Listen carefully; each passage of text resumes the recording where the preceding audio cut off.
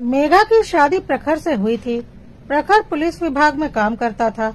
मेघा अपने माँ बाप की इकलौती बेटी थी और अभी उसकी उम्र ज्यादा नहीं थी, लेकिन किसी ने प्रखर का रिश्ता मेघा के माँ बाप को बताया था। मेघा की अभी शादी की उम्र नहीं हुई थी, वह मात्र 19 साल की थी और अभी ग्रेजुएशन के लास्ट ईयर में पढ़ रही थी। लेकिन माँ बाप को लगा कहीं इतना अच्छा रिश्ता हाथ से निकल ना जाए। इतनी अच्छी नौकरी है लड़के की, घर परिवार भी अच्छा है, 2 बहनें हैं जिनकी शादी हो चुकी है और एक छोटा भाई है जो अभी पढ़ रहा है। कोई खास बड़ा परिवार नहीं है, तो यह शादी कर देनी चाहिए। हमारी बेटी मेघा हमेशा खुश रहेगी। मेघा अभी शादी नहीं करना चाहती थी क्योंकि उसे आगे पढ़ना था, लेकिन माँ बाप ने उसे समझाया कि पढ़ाई तो शादी के बाद भी वह जारी रख सकती है। पर प्रखर के माँ बाप को प्रखर के शादी की जल्दी है, तो कहीं ऐसा न हो कि इतना अच्छा रिश्ता हाथ से निकल जाए, इसलिए शादी कर लेना सही रहेगा। आखिर मेघा को अपने माँ बाप की बात माननी पड़ी। अच्छा खासा दहेज मांगा था प्रखर के माँ पापा ने और मेघा के पापा ने उनकी सारी मांगों को पूरा किया था, क्योंकि मेघा उनकी इकलौती बेटी थी और प्रखर बहुत अच्छे पोस्ट पर काम करता था। ऊपर से पुलिस विभाग में था, तो मेघा के पापा किसी भी कीमत पर इस शादी को छोड़ना नहीं चाहते थे।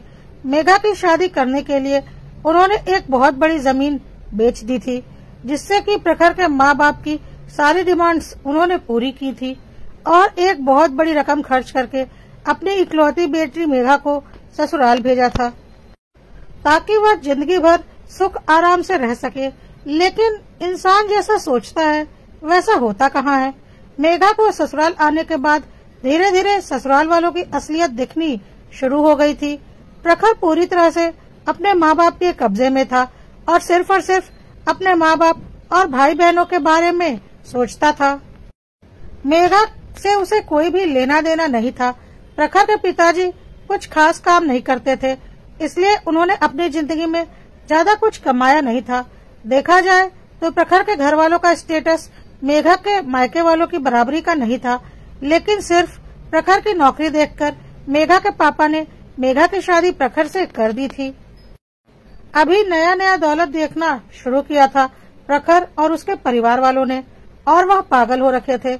ऊपर से मेघा इतना दहेज लेकर आई थी, तो उन्हें और भी अधिक घमंड हो गया था कि उनका बेटा प्रखर इतना अधिक काबिल है कि उसे इतना दहेज मिला है।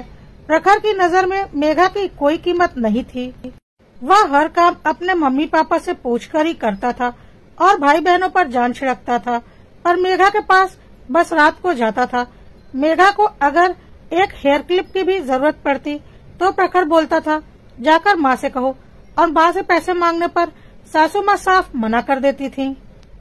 हर तरह से काबिल होते हुए भी प्रखर मेघा की छोटी से छोटी जरूरत को भी काट देता था और साथ ही साथ कभी कभी अपने माँ बाप और भाई बहनों को खुश करने के लिए मेघा के साथ बहुत बदतमीजी भी करता था, जिसे मेघा चुपचाप बर्दाश्त कर रही थी। प्रखर की दोनों शादीशुदा बहनें जब भी मायके आती थी तो प्रखर से अच्छी खासी खरीदारी करवाती थी और प्रखर भी खुशी खुशी से सब करता था। लेकिन मेघा को शादी के बाद से उसने एक दुपट्टा तक लाकर नहीं दिया था। प्रखर के माँ बाप का साफ कहना था कि मेघा तो बड़े घर से आई है, बचपन से ही ऐशो आराम में रही है, उसे किसी चीज की कोई कमी नहीं रही होगी। लेकिन हम लोग तो शुरू से ही गरीबी में रहे हैं और अब तुम्हारी नौकरी लगने के बाद हमारे पास पैसे आने शुरू हुए हैं, तो पहले माँ बाप और भाई बहनों की सारी इच्छाएं पूरी करो। प्रखर की दोनों बहनों की शादी बहुत छोटे घर में हुई थी, क्योंकि प्रखर के पापा की उतनी ही हैसियत थी और उसके बाद प्रखर की नौकरी लगी थी, इसलिए बहनें अपने सारे शौक भाई से ही पूरे करवाती थी और भाई भी खुशी खुशी बहनों के सारे शौक पूरे करता था। प्रखर का छोटा भाई भी बहुत बड़ी बड़ी डिमांड्स करता रहता था हर वक्त प्रखर से, जिसे प्रखर एक बार में पूरी कर देता था और माँ बाप के लिए तो प्रखर जान देने को तैयार था। कद्र नहीं थी तो सिर्फ मेघा की। एक बार प्रखर की दोनों बहनें मायके आई हुई थी और मेघा सो रही थी, क्योंकि उसे सुबह से हल्का बुखार था। इसी बात को लेकर प्रखर के घर आने पर प्रखर की माँ और दोनों बहनों ने प्रखर को इतना भरा कि प्रखर ने उस दिन मेघा को बहुत मारा। मेघा को यकीन नहीं हुआ कि प्रखर उसके ऊपर हाथ भी उठा सकता है और वह अपना सामान उठाकर मायके चली गई। लेकिन प्रखर पुलिस विभाग में था और उसने पूरा फायदा इस बात का उठाया। उसने मेघा के पापा को फोन करके बोल दिया कि गलती से भी मेरे खिलाफ रिपोर्ट लिखवाने की कोशिश मत कीजिएगा, नहीं तो आपको और आपके पूरे परिवार को ऐसे केस में फंसा दूंगा कि जिंदगी भर जमानत भी नहीं होगी। और सच में प्रखर बहुत ही बदतमीज था। मेघा के पापा ने लाख कोशिश की, लेकिन पुलिस वालों ने उनकी रिपोर्ट भी नहीं लिखी। कुछ दिनों के बाद प्रखर ने फोन करके मेघा को अच्छे से धमकाया। तुम्हें तो पता है ना कि मैं पुलिस विभाग में हूँ और अच्छी पोस्ट पर हूँ। तुम्हारे घर वाले मेरा कुछ नहीं बिगाड़ सकते, और अगर तुम सोच रही हो कि मुझसे पीछा छुड़ा लोगी तो ऐसा कुछ नहीं होने वाला।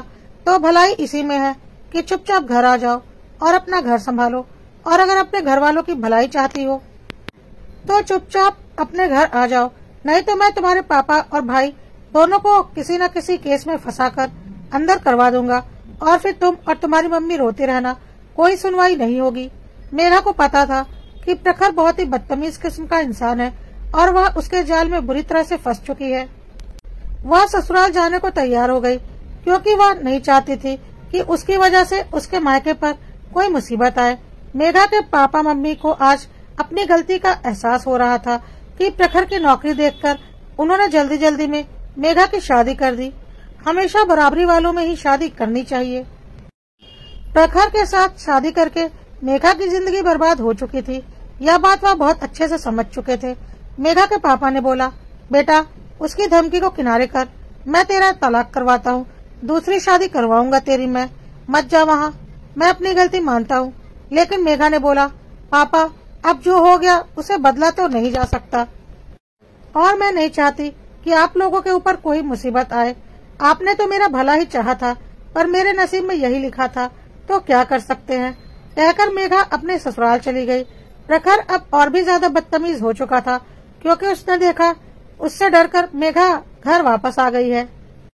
अब तो प्रखर और उसके घर वाले मेघा और उसके घर वालों पर और भी अधिक हावी हो गए।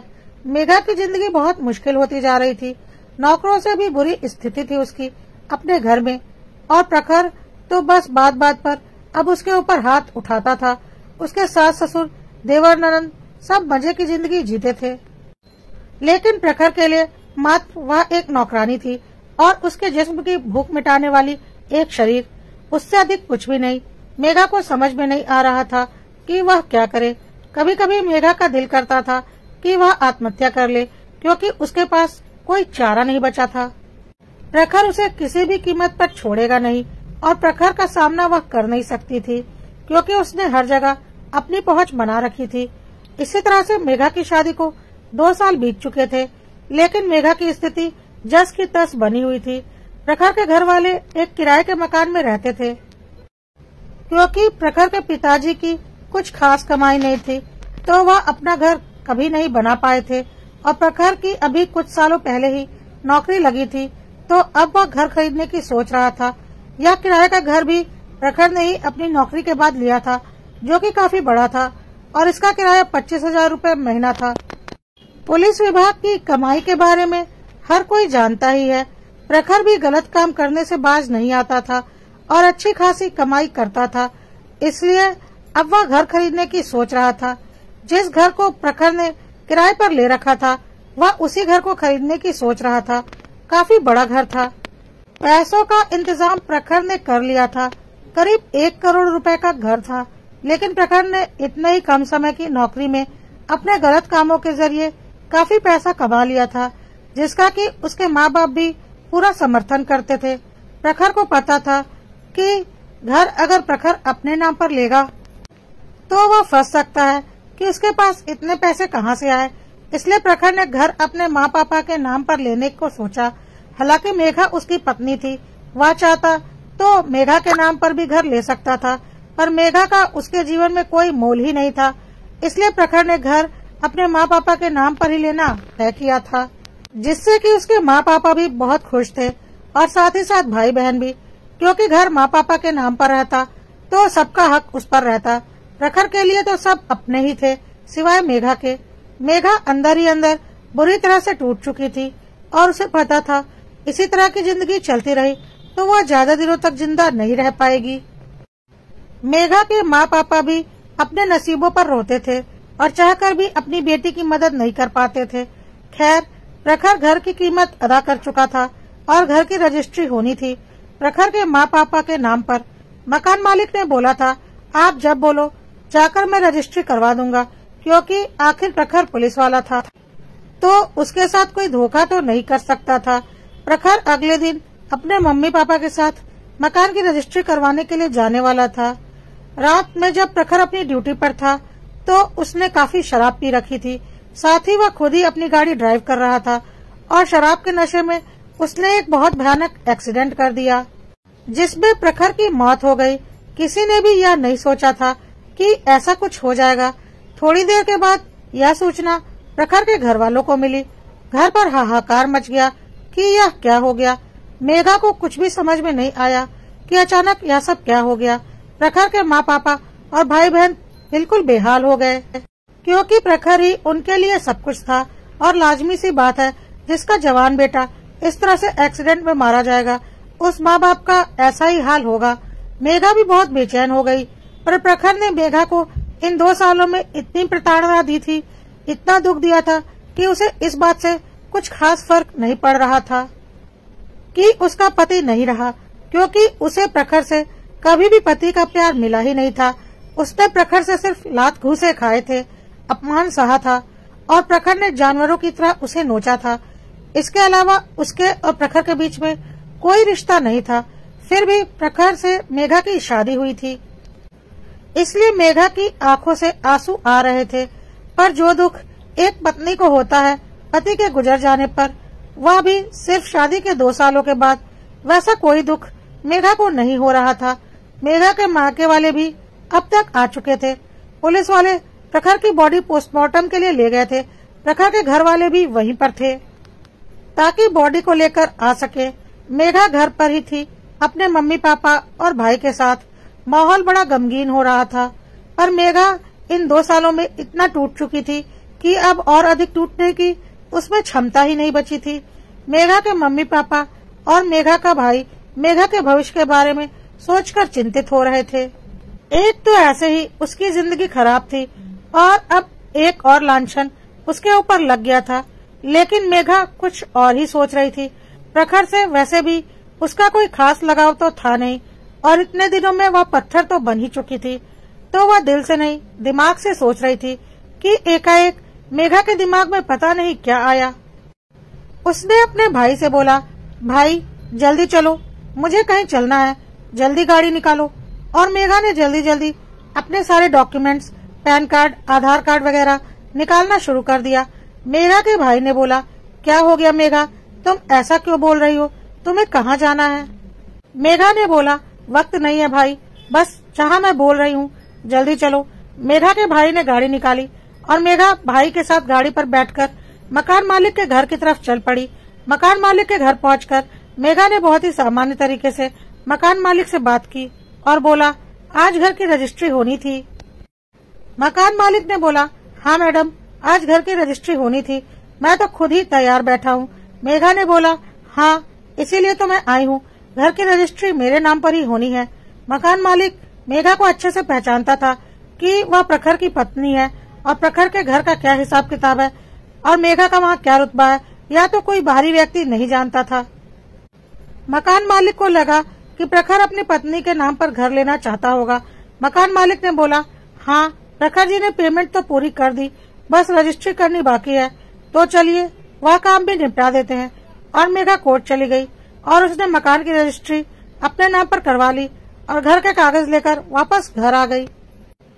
थोड़ी देर के बाद उसके ससुराल वाले भी प्रखर की बॉडी लेकर आ चुके थे और उसका अंतिम संस्कार हो गया। प्रखर की सारी अंतिम क्रिया निबट जाने के बाद मेघा के ससुराल वालों ने फिर से अपनी असलियत दिखानी शुरू कर दी। मेघा की सासू माँ ने बोला, डायन खा गई ना मेरे बेटे को, अब यहाँ किस लिए रुकी हुई है, चल निकल मेरे घर से, तुझे तो मैं एक पल भी अब इस घर में रुकने नहीं दूंगी। अब जब मेरा बेटा ही नहीं रहा तो तू इस घर में रहकर क्या करेगी, जाकर मर जहाँ भी मरना है। इतने दिनों में मेघा ने कुछ बोला नहीं था, तो मेघा के ससुराल वालों को लग रहा था कि वह धक्के मारकर आराम से मेघा को घर से बाहर निकाल देंगे और प्रखर की नौकरी उसके भाई को दिलवा देंगे लेकिन मेघा इतनी पागल नहीं थी। उसने अपनी सास को जोर का धक्का दिया और बोला, बुढ़िया अपनी जुबान बंद कर, बहुत सहली तेरी हेकड़ी तेरे उस कमीने बेटे की वजह से, लेकिन तेरा वह कुकर्मी बेटा जिसने मेरी जिंदगी खराब की थी, अब वह इस दुनिया में नहीं है, तो उसका भूत आकर तेरी मदद करने वाला नहीं। मेघा के ससुर जी ने बोला, बहू तुझे शर्म नहीं आती अपने दिवंगत पति के लिए ऐसे शब्दों का इस्तेमाल करते हुए। मेघा जोर जोर से हंसने लगी और बोली, पति या पति क्या होता है? मैंने तो कभी जाना ही नहीं कि पति पत्नी का रिश्ता क्या होता है। बस सामाजिक रूप से हम पति पत्नी थे। मैं तो प्रखर को बस एक राक्षस के रूप में जानती थी जिसने मेरी जिंदगी खराब करके रखी हुई थी, और अब जब मुझे पता है कि वह राक्षस मेरी जिंदगी से दूर जा चुका है और जब वह राक्षस ही नहीं रहा तो उसके रिश्तेदारों से मुझे क्या लेना देना। इस पर प्रखर के दोनों बहनों और भाई ने कहा, हाँ तो अपने मम्मी पापा के साथ चली जाओ ना, तुम्हें यहाँ पर रोका किसने है? अब भैया तो रहे नहीं तो यहाँ रहकर तुम क्या करोगी? निकलो इस घर से। मेघा फिर जोर जोर से हंसने लगी और बोली, इस घर से मैं नहीं तुम लोग निकलोगे, क्योंकि यह घर मेरा है। इसे मेरे पति ने अपने पैसों से खरीदा था और इस घर की मालकिन अब मैं हूँ। तो अपना बोरिया बिस्तर समेटो और इस घर से तुरंत बाहर निकलो।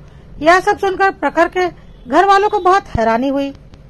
उन्होंने तुरंत मकान मालिक को फोन किया और उससे बोला, हमें तुरंत मकान की रजिस्ट्री करवानी है। मकान मालिक ने बोला, जी आप यह क्या बोल रहे हैं? मकान की रजिस्ट्री तो आज से 15 दिन पहले ही हो चुकी है। मकान तो मैंने आपकी बहू के नाम पर कर दिया है। अब तो प्रखर के घर वालों की हालत खराब हो गई। मेघा हंसने लगी, बोली, अब यह मेरा घर है, इसकी मालकिन मैं हूँ और इस घर में कौन रहेगा कौन नहीं रहेगा इसका फैसला भी मैं ही करूँगी। तो तुरंत का तुरंत अपना सामान समेटो और इस घर से बाहर निकलो, नहीं तो मैं धक्के मारकर बाहर निकलवाने में देर नहीं करूँगी। और हाँ, बहुत अच्छे से पता है तुम्हारे छोटे बेटे की नजर मेरे पति की नौकरी पर है, लेकिन इतनी बेवकूफ नहीं हूँ मैं। वह मेरे पति की नौकरी है और उस राक्षस पति की जिसके मैंने लात घुसे खाए हैं, जिससे मैंने अपमान सहा है, तो वह नौकरी तो मुझे ही मिलेगी। तुम लोग अपना इंतजाम कहीं और कर लो।